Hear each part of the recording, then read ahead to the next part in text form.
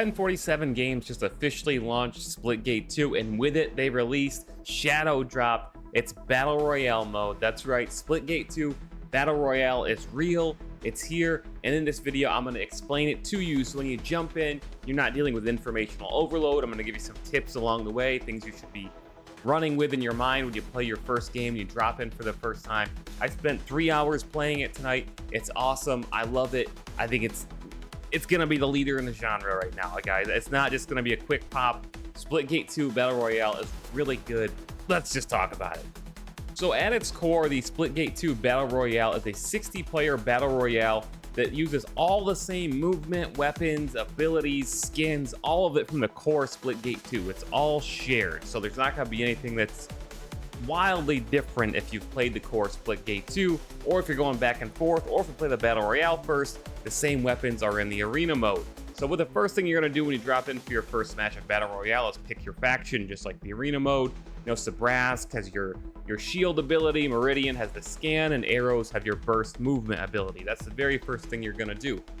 The map is where things start to get really interesting. So the Splitgate 2 Battle Royale map, Split Worlds, it is 4 different biomes. So when you first get in the ship, you're only gonna see one biome, one of the 4, and you're gonna see, you know, 5-6 points of interest in that biome, and which biome you fly over at the start is randomized at the beginning of the match, just like a normal Battle Royale ship or plane. Starts in a different place and takes a different line every time.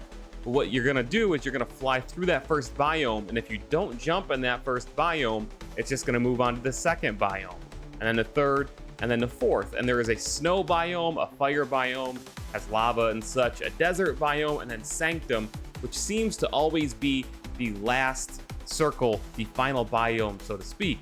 More on that later. So once you drop in, how these biomes work is whatever biome you first land in is probably going to be the one where you pick a POI, you loot up. I'll explain looting in a second, but you can actively travel between any of these 4 biomes during the match. There's these big portals, and you can go to any of the 4 biomes at will. You can travel between these 4 biomes, and the 4 biomes combined make up the entire map.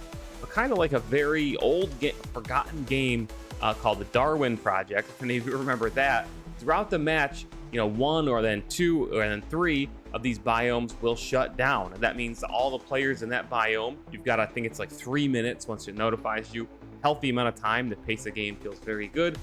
Navigate into another biome, or whichever, you know, if there's only one biome left, Sanctum, obviously you're going to rotate there. The way games have been playing on day 1, most squads, you know, I'd say the most are dropping in immediately in the first biome that the plane flies over, which is stereotypical for any Battle Royale. But if you take a look at all 4 biomes, it actually points out that one of those biomes is quote unquote hot, and that biome has better loot. You know, like it's a hot zone with better loot to start. So if that's the 3rd biome, maybe you want to focus on dropping there and starting with some better loot there. It kind of prevents always just jumping in that first biome. But if you absolutely want, you know, hot drops, you're probably gonna want the first biome or the biome that is identified as hot, as players are gonna be focused on that. Or, you know, if you want something a little lighter, you want more time to get your loot and get your feet under you, probably just jump in the 4th biome. And the way that these work, once a biome starts shutting down, it's almost like a wall, kind of like your Battle Royale circle starts moving across the biome to push people again out of that biome and into the next one. And there are a bit of a choke point in these biomes where you can, you know, either you might have to fight through if there's a team camping the other biome on the other side, or maybe there's 3 teams fighting over there. It becomes this mad dash to get out of the biome that you're in if it's closing down and into the next. It's really fun. It's kind of a nice, interesting twist on the Battle Royale circle, because believe it or not, once the amount of time is up, the biome closes off completely. It's not like, oh, hey, I'm just taking damage in the circle. That happens, but after a certain point and the timer expires, a literal solid wall closes that biome off. And if you're still over there, you are dead. There's no way to get out. So you really have to make sure that you get out of that biome that's closing down. It's interesting. It's fun. It almost adds like I almost want to say an extraction element. It's not quite that, but it's very interesting. So at its core, The Splitgate 2 Battle Royale is 60 players, 4-man squads only, at least at launch, and it plays kind of with the takedown rules. If you played Takedown and Splitgate, separate playlist, awesome mode, or a bit like Warzone's Insurgents, or Resurgence mode, I should say, where you have to wipe the entire squad to eliminate them. If one person on that squad is still alive, then their teammates can respawn. They just automatically respawn, and they're back in the match. This means that it's a very aggressive battle royale. If you die once, you're not totally screwed. There's a second chance, a third chance. The more you die, clearly, or later in the game, your respawn gets longer. And you can actually revive your teammates as well. They don't have to wait for the respawn. You can actually, just walk over, hold a button, and respawn or revive them right on the spot after they're dead, which is good. And this actually allows them to keep their loot and all their cash, the currency that they've used for the buy shop that I will explain in a minute. So that's actually preferable rather than respawning if you can. If you can revive your teammate, do so, and that actually gives you some benefit. But the 4-man squads and the takedown rules definitely makes this a more aggressive battle royale, and doesn't mean that you just have to play for your life all the time as long as you have one more teammate up. You take a little bit more risk, which is really where portaling comes in, which we're going to talk about in a bit. So let's talk about looting and gear for a second. So when you first spawn in the game, you're going to be whatever faction that you chose to play as, and you're only going to have your secondary weapon. So that's all you spawn with. So if you're Sabras, you spawn with a big heavy pistol or whatever you have equipped in your loadout, that is. And you have limited portals. You have 4 portals to start. You've got none of your secondary abilities like your grenade or whatever. You've got your core ability. So again, if you're Sabras, you have your shield. But your loot you can get in the Splitgate 2 Battle Royale. It works pretty much like any other Battle Royale. If you're playing Meridian, you can pick up arrows, weapons when you find them in the world. They spawn in these little crates. It's pretty obvious. And in these crates, you will find weapons, you will find armor, you'll find armor plates, because this Splitgate 2 Battle Royale does use an armor plate system. It is the 4 key by default. Don't forget to replenish your armor. It's absolutely important. You have a limited number of armor plates. That is something you have to manage.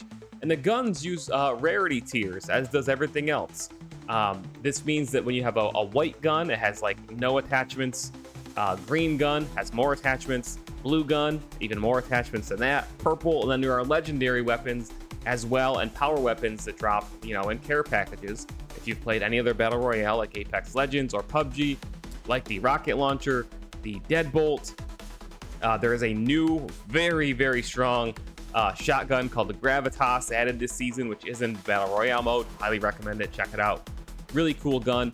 But so you can actually find these guns in the wild, just higher tiers and rarities, or there is a buy station, or a cash shop, which you can use to upgrade your armor, buy attachments for your guns to make it a higher rarity, buy perks, so on and so forth. And perks can be found in the game world as well. But I want to draw your attention to the armor, because as you play this game, you will notice that the armor is probably the most important upgrade, as it increases the amount of damage you can take. If you've played any other Battle Royale, you know that heading into that final circle, you want as much armor as possible. If you head into there and you've only got white or blue armor and the other team has epic or legendary, you're pretty much screwed unless you can get, really, really, really lucky, or your squad is straight up better players. So speaking of armor and looting, one tip here, you can replenish your armor. Your health regenerates, but you can replenish your armor while you're moving, while you're sliding, even while you're jetpacking. This is a very active movement game, and I think the movement in the Battle Royale mode really, really, really shines. It's the same movement as in the core arena mode, but since you're playing on such a larger environment, there's really more sliding going on, very long sliding and momentum building stuff with the jetpack.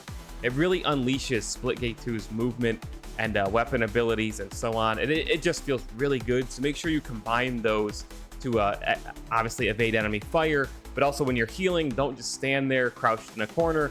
Slide, jetpack, move around, everything you gotta do to stay alive.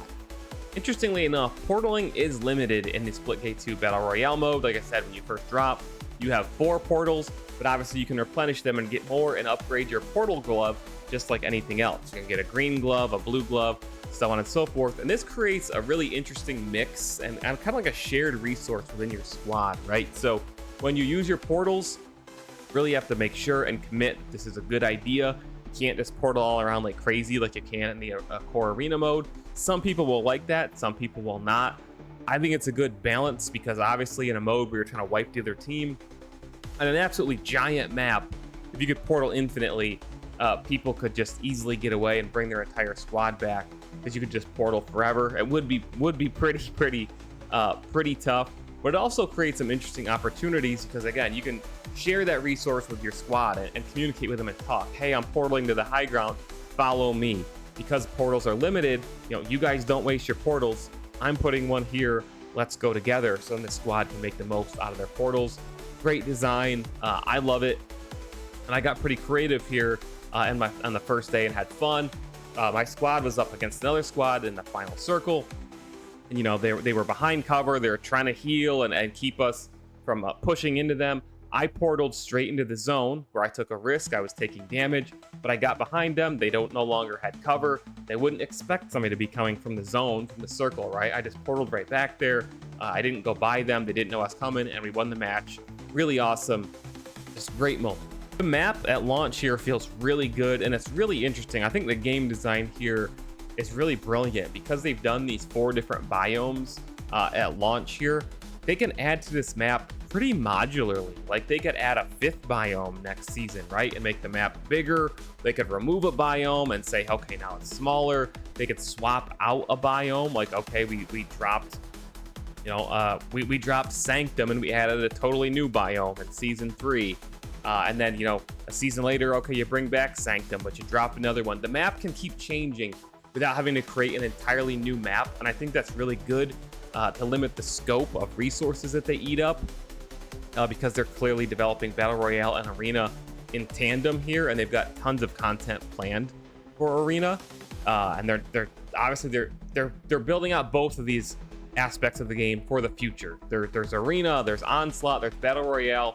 They developed all this really quickly, by the way. This game wasn't in development for a super long time, and everything they delivered, just way more content than I ever expected for a game that was only in development for what, three years?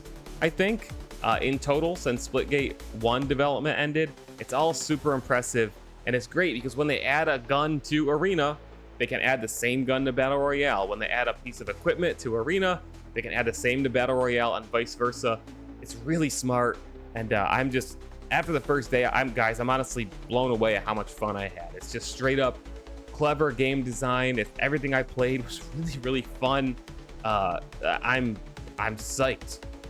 Something else to be aware of is the Splitgate 2 Battle Royale. Every match, there's random events during the match, and you want to be aware of these. Because some of them are minor, others can drastically change how you should be playing the match for a second. And obviously, there's a bunch of these events, and it really creates a lot of variety. Some of them, there'll be a lot of power weapon drops just from the sky, care packages, which obviously can change the way Final Circle plays out drastically if there's a lot of power weapons like the rockets, the sniper, so on and so forth. There's a double damage event. There is a electromagnetic pulse where portals no longer work for that period. Obviously, that makes a big difference the way people play. There's a faster movement burst. I forget what that one's called, but pay attention to these. The announcer calls them out. There's also a little symbol on your mini map in the upper left, which basically works just like the base game. It is a radar, which not all battle royales have, by the way. Very interesting decision. But the event is actually on your mini map, but also on PC. I don't know what it is on controller. If you hold Alt, it will tell you what event is active. So if you've forgotten, you need to check, just hit Alt. And that's actually kind of like your map screen as well. You can get a lot of information off of that if you just hit Alt, or obviously change your hotkey if you want to. I really think this is the shakeup that the Battle Royale genre needed. I think that, if you're a core Splitgate 2 player and you don't care about Battle Royale, that's great. The core game is there. Season 1 just launched. They added a no portal playlist, an OG Splitgate playlist. They just added a new gun, new maps, new modes. LTMs are coming like crazy. We're going to get ranked within the next month.